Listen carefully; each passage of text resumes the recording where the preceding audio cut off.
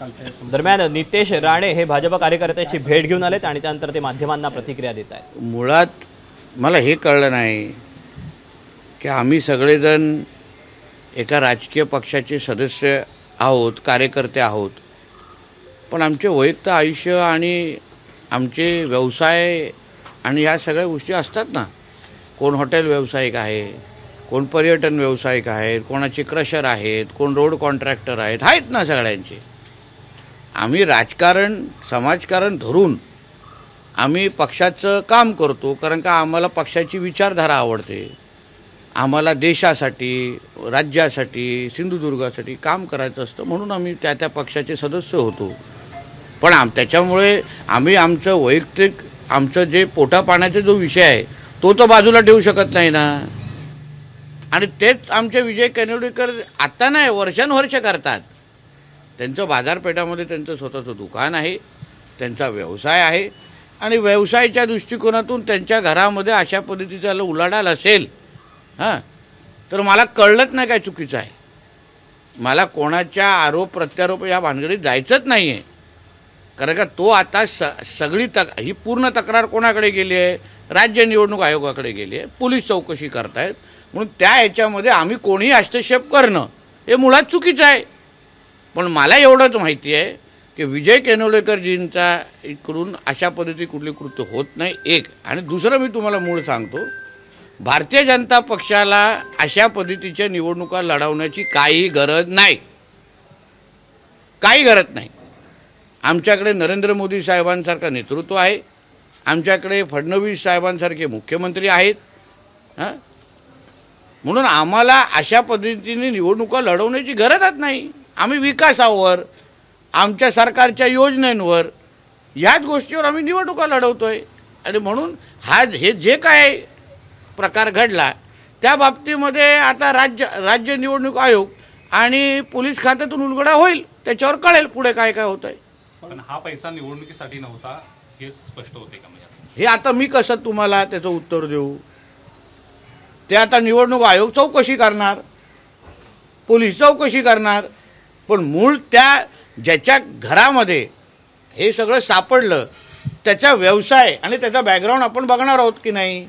तो कोण आहे, त्याचा व्यवसाय आहे का, तो घरात बसून नुसतं ह्याच गोष्टी करतो, नुसतं राजकीय कार्यकर्ता, पण त्याचा स्वतःचा व्यवसाय आहे की नाही, या सगळ्या गोष्टी त्या व्यक्तीचं प्रोफाईल बघितल्यानंतर पण मला असं वाटतं ह्या गोष्टीची उत्तरं सगळ्यांना भेटेल ना, आणि लवकरच भेटतील।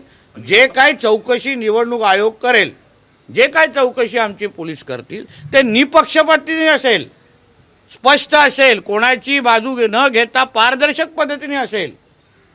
आणि आता नुसत्या एकच तक्रारी नाही, सगळ्या तक्रारींवर निपक्षपाती होणार, पारदर्शक होणार। सगळ्या ज्या तक्रारी आता ह्या पुढे होतील ना, आमची हीच अपेक्षा राज्य निवडणूक आयोगाकडे असेल। सगळ्यांच्या ज्या तक्रारी या पुढच्या 3-4 दिवसामध्ये येतील त्या तशाच पद्धतीने निपक्ष पद्धतीने चौकशी व्हावी। कारण जे म्हणतात ना, हमाम में सब नंगे होते, म्हणून विचारपूर्वक या सगळ्या गोष्टी झाल्या पाहिजे। आणि म्हणून त्या पद्धतीने पुढे जात असताना मला विश्वास आहे, ज्या पद्धतीने भारतीय जनता पक्ष, आमचे प्रदेश अध्यक्ष आणि एकंदरीत आमचा पक्ष म्हणून की पैसा वाटून मसलपार काय गरज नाही हो। आमचे घराघरामध्ये लाभार्थी एवढे मोदी साहेबांचे, फडणवीस साहेबांचे आणि या सगळ्यांचे तयार आहेत ना। आमच्या लाडकी बहीण योजना काय असेल किंवा शेतकरी सन्मान असेल, एवढे लाभार्थी घराघरामध्ये तयार आहेत ना। वेगळं काय त्यांना द्यायचीच गरज नाही आहे। सरकारच्या योजना माध्यमातूनच त्यांना भरपूर त्यांच्या पात्रतेच्या अनुसार त्यांना मदत किंवा लाभ सरकारकडून देत आहे। या प्रकरणाचं राजकारण होते, त्यांना काय उत्तर देणार? आणि कोकणची ही संस्कृती मुळात तुम्हाला सांगतो, ही निवडणूक आम्ही विकासाच्या अजेंडावर घेऊन जातोय, लढवतोय, मतदारांच्या समोर जातोय। आणि म्हणून कोणी कितीही प्रयत्न केले ते सिंधुदुर्ग जिल्ह्याच्या निवडणुका या विकासाच्याच अजेंडावर लढवल्या जाणार। प्रत्येकाला आपल्या आपल्या पद्धतीने आरोप करण्याचे अधिकार आहे, पण भारतीय जनता पक्ष म्हणून आमच्या प्रदेशाध्यक्षांची भाषणं बघा, माझी स्वतःची पालकमंत्री म्हणून भाषणं बघा, आमच्या जिल्हाध्यक्ष असो, प्रत्येक आमचा उमेदवार हा फक्त विकासाच्याच मुद्द्यावर आम्ही बोलणार। आणि 30 तारीख संध्याकाळी 5 वाजेपर्यंत जोपर्यंत प्रचार संपत नाही आमच्या तोंडातून मुखातून फक्त विकासाचाच अजेंडा, सिंधुदुर्गचा मतदार म्हणजे ह्या 4ही शहरामध्ये राहणारा मतदार हाच आमचा केंद्रबिंदू आहे. ह्याच्या सगळ्याची उत्तर आता मुळामध्ये ह्याची सगळी उत्तरं निवडणूक आयोग देईलच तुम्हाला. जेव्हा ही केस चालेल त्याची चौकशी होईल तेव्हा देईल. पण त्यामुळे आम्ही आमची निवडणूक भरकटायला देणार का? कितीही कोणी प्रयत्न केले तरी आम्ही निवडणूक भरकटायला देणार नाही. ही निवडणूक फक्त विकासावरच लढवणार. प्रदेश अध्यक्ष इथं सिंधुदुर्ग जिल्ह्यामध्ये दाखल झाले आणि त्यानंतर हे पैसे वाटप तो राजकीय आरोप आहे बाबा. 7 ते 8 ठिकाणी असे पैसे अजून अरे बाबा तो राजकीय आरोप आहे. शिवसेनेचे नेते उदय सामंत पण येऊन गेले. मग आम्ही विचारू का कशाला आलेले ते? नुसतेच आलेले काय सांता क्लॉज बनून आलेले? विचारू का?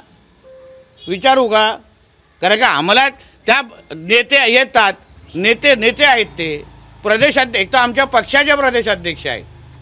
चव्हाण साहेबांनी पुन्हा कोकणामध्ये ज्या पद्धतीने भारतीय जनता पक्ष रुजवला, लोकसभा विधानसभा ज्या पद्धतीने तेव्हा महायुती म्हणूनच काम केलं ना, तेव्हा हेच चव्हाण साहेब होते. आणि आताही ते राज्याचे प्रदेशाध्यक्ष आहेत. आणि म्हणून कोणी आमच्या जिल्ह्यामध्ये अगर येत असतील, प्रचारासाठी येत असतील, राज्याचं आमचं नेतृत्व आहे ते भारतीय जनता पक्षाचं, त्याच्यावर मला नाही वाटत आक्षेप घेतला पाहिजे. सर म्हणजे आता या संदर्भात तुम्ही सत्तेमध्ये मित्रपक्ष देखील राज्यामध्ये तुमचं काही कम्युनिकेशन झालंय का निलेश राणेंसोबत आणि भविष्यात या विषयावरती कधी? आम्ही आमच्या निवडणुका लढवतोय ना. आमच्या निवडणुका लढवतोय. ते त्यांच्या पक्षाची निवडणूक लढवतोय. ते त्यांचे नेते म्हणून शिवसेनेची बाजू धरतायत. आम्ही भारतीय जनता पक्ष म्हणून लढवतोय. आमच्या सिंधुदुर्ग जिल्ह्यामध्ये आम्ही स्वबळावर मैत्रीपूर्ण लढत आम्ही लढवतोय. आणि प्रत्येक पक्ष आपली आपली बाजू लढतोय. म्हणून त्या पद्धतीने कोण काय करतंय हे बघण्यासाठी, कम्युनिकेशन करण्यासाठी ह्या निवडणुका नाही. खोटं नेरेटिव्ह पसरवलं जातंय असं रवींद्र चव्हाण यांनी स्पष्टच आहेत ना. कारण का आम्ही विकासावर बोलतोय, आम्ही मालवण शहराच्या विकास आराखड्यावर बोलतोय, आम्ही भुयारी गटार योजनावर बोलतोय, आम्ही वेंगुर्ल्यामध्ये काय करणार, आम्ही कणकवलीमध्ये काय करणार, आम्ही सावंतवाडीमध्ये काय एवढे तुम्ही आमची भाषणं बघा ना 8-10 दिवस. आता तो शेवटचा टप्पा आलेला आहे निवडणुकीचा. 2-3 दिवसामध्ये प्रचार संपेल आणि आमच्या कुठल्याही पक्ष भाषणामध्ये फक्त विकासच तुम्हाला दिसणार, बाकी काहीच दिसणार नाही. तेव्हा सगळ्या तक्रारींवर चौकशी होईल आणि यानंतर जेव्हा जेव्हा तक्रारी केल्या जातील तेव्हा देखील निपक्षपणे राज्य निवडणूक आयोग तक्रारींची जी निराकरण आहे ते करेल असं नितेश राणे यांनी म्हटलेलं आहे. एबीपी माझा, उघडा डोळे बघा नीट.